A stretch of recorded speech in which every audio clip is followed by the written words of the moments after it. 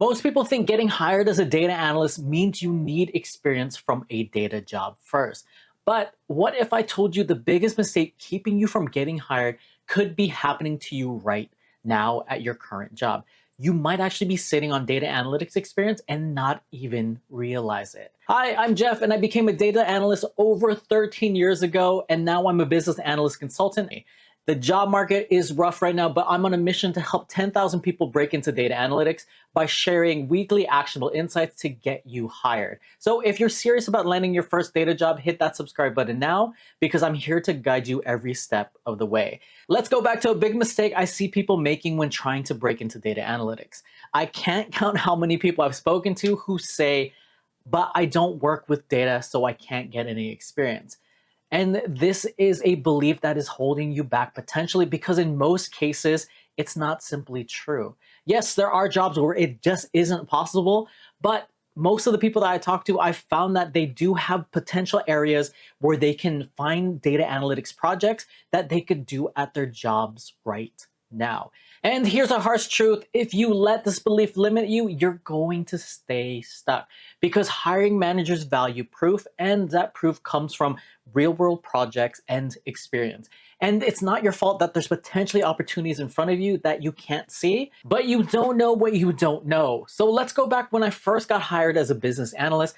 I walked into a process that was a nightmare of manual work. Now, I know what you might be thinking, Jeff, business analysts aren't as technical as data analysts. But let me tell you, it depends on the company and the role. Here, I was writing code, automating data workflows, and building databases. And in fact, I was doing way more technical work and projects than when I was previously a data analyst, where I was mostly running queries and creating reports. So when I first started here, there was one big project, which was to overhaul this entire manual process that was built in Excel, very complex with a lot of templates and VLOOKUPs.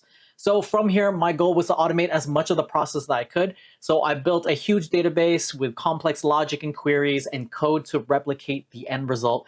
The last part though was a part that I couldn't automate, is where all of these Excel files had to manually be imported into a web UI, and so that I could go and filter down into our downstream systems. It was painfully slow. First, you have to load the Excel file into a shared NAS drive, then you have to navigate to a website, then you select the platform from the drop-down menu, you click import, then when you click import, there's additional options that you have to select from another screen, then you click import again, and then you wait for a successful message, and then you repeat this process, close the template, reload the data from the new file into the new template, and then select different drop-down menus. And then repeat this 40 to 90 times, depending on how many files and what part of the year we're running this. And guess what? There's no batch upload option. And yes, there is an option to work with IT, make an enhancement to build one. But if you've ever worked with IT or had massive budgets, there are projects that are going to be prioritized over these small ones. So their backlog of priorities for both the business and the IT side was so long that this was not highly prioritized and it wasn't going to be happening. So I figured I had no choice but just to sit there and just work through the boring, tedious process. And then one day while I was loading file after file, my mentor, the senior business analyst at the time, walked by and said, you know, you could probably automate this. And then I laughed and I told him, what? Would I need to use JavaScript or would I have to code a program? And then he hit me with something that completely changed how I saw Excel and automation in that sense. No, you can actually do this in VBA. So there I was confused and stunned because I didn't think VBA could do that. I thought VBA was just for more intermediate advanced Excel macros and formatting and repetitive other tasks, but I didn't know it could expand beyond Excel and do a lot more than that. Then I went home at night and researched and then realized that I could build a tool using VBA with Excel as the front end and make it into a program, use VBA scripts behind the scenes that would open up the web page, select the platform, click import, do all the messy manual work, and then repeat that process and then just iterate through it. And then where I wouldn't have to work on any of that. And the result was things that would take me half a day, 6 hours potentially, would take me just a few minutes and would just take me underneath an hour. Sometimes it would be significantly faster than that. So here's the kicker. This was not some major IT initiative. I saved a huge amount of the potential budget that would have been spent on this, that IT would have had to iterate through, and then we'd have to go through testing and then UAT and then go through requirements, get a bunch of people on a meeting. This was just something that was easy, something that I built, did internally on the business side, and I had a major achievement that I could place on my resume as well. I didn't need permission from my manager or higher ups. This was just me being proactive to save my time and save the company time and money. And this all just started from me just looking at my day to day and then asking myself, how can I make this faster, easier, or just smarter using data and automation? And luckily, that was just one of those things I was just thinking, I wish there was an easier way to work on this process when my mentor just passed by and he gave me the insight that I needed. I didn't know that VBA had the power to do that. And you watching probably don't know that a lot of the different tools that you potentially get to work with, Excel, VBA, Access, Python, you replace VBA with Python now, can do a whole lot. You just have to gain the knowledge. And that's one simple mindset shift that most people don't make when they're becoming a data analyst. Yes, I was already working in a data heavy role, but there are potentially hidden opportunities right in front of you. You just can't see them because you don't know that you can automate them. You don't know the power of the different tools that you have and that you're learning.